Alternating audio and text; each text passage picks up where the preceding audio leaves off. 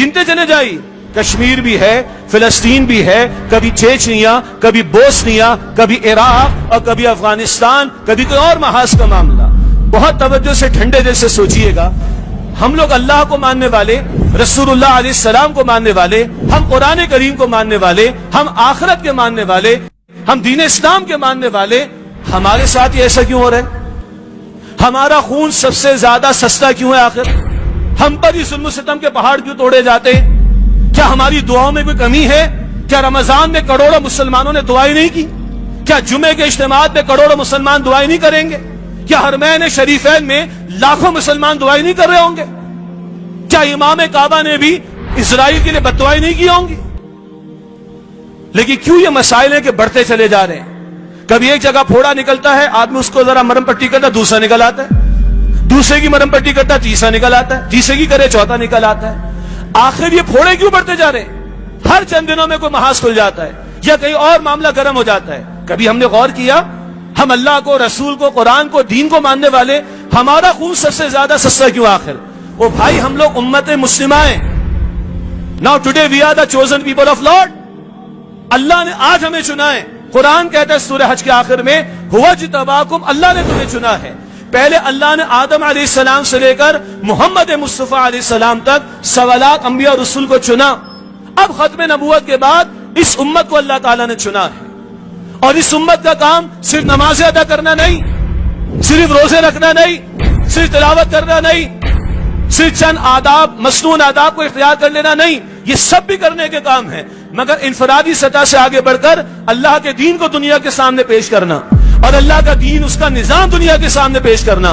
जिसके लिए कभी तारीफ की गलियों में मोहम्मद मुस्तफा अलैहिस्सलाम को खून बहाया गया, जिसके लिए मोहम्मद मुस्तफा अलैहिस्सलाम ने बैतुल्लाह को रोती आंखों से अलविदा कहा, जिसके लिए मोहम्मद रसूलुल्लाह अलैहिस्सलाम का खून उहद के मैदान में बहाया गया, जिसके लिए मोहम्मद मुस्तफा अलैहिस्सलाम ने अपने 70 प्यारे सहाबा के लाशें उहद के मैदान में देखे, जिस जिद्दोजहद के दौरान में पैर पर पत्थर मोहम्मद रसूलुल्लाह ने बांधे, जिस जिद्दोजहद के दौरान में 259 सहाबा की जानें दौरे नबवी में अल्लाह की राह में पेश हुई। तब कुरान कहता है, जाल हक व ज़हक़ल बातिल इन्नल बातिल काना ज़हूक़ा, हम आगे और बातिल मिट गया, बेशक बातिल है ही मिटने के लिए।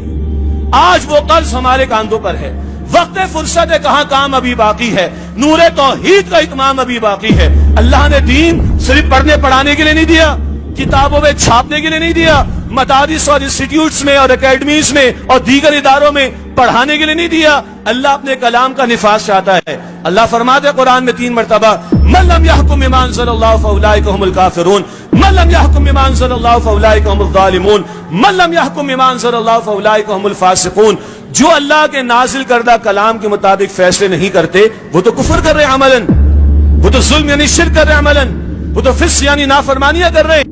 तो अल्लाह का दीन अल्लाह ने स्टैब्लिश करने के लिए दिया है, नाफिज करने के लिए दिया है, सिर्फ पढ़ने पढ़ाने के लिए नहीं।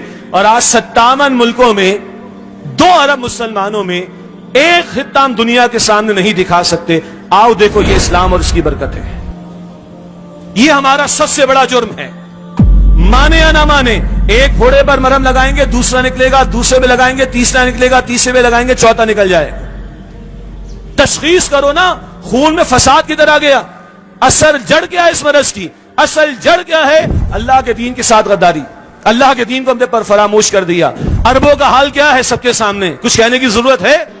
जिनकी जबान में कुरान नाजिल हुआ, और आज किस तरह यहूद के साथ और नसारा के साथ दोस्तियां, किस तरह उनके साथ पेंगे बढ़ाना, किस तरह उनके साथ जो है वो एकोमोडेट उनको करने की कोशिश करना।